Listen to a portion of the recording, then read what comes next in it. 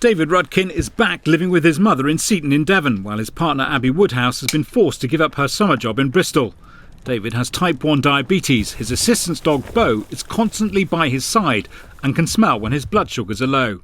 Most type 1 diabetics can sense when their blood sugars go too low or too high, but I can't. It's called hypo-unawareness, and it's not that common. Most can sense it, and because I can't, I get no warning. So all of a sudden I can be fine, and then all of a sudden collapse, and then need an ambulance call out, or I need someone else to administer medicine. I can't do it myself. Are there times where you'd say that Beau has definitely saved you?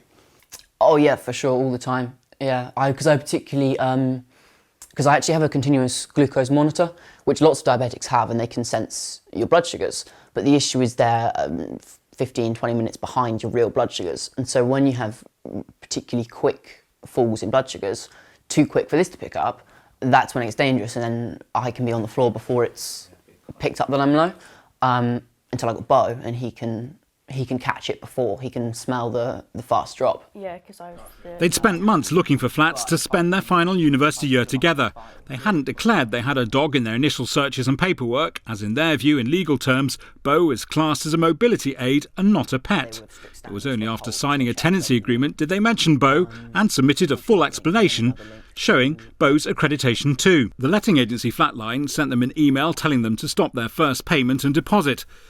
And after consulting with the landlord, they said that they felt they had been misleading with intent with their initial information. It's really disappointing and quite shocking that people still behave that way, and people are so unaware, because they wouldn't do it to someone who was blind with a guide dog. When we spoke to them in person, we asked to speak to an agent. They barely even let us in the door. Yeah, we were stood in the doorway, weren't we, talking to them? Yeah, they didn't want to speak to us at all, and they said, they wouldn't speak on it any further, and their decision was final, and that was it. The law is pretty weak in this area, and we know that that weakness means that discrimination and poor behaviour is really, really commonplace. Around 45% of England's private renting adults, so around 3.7 million people, have been the victim of illegal behaviour from a landlord, according to research from the charity Shelter.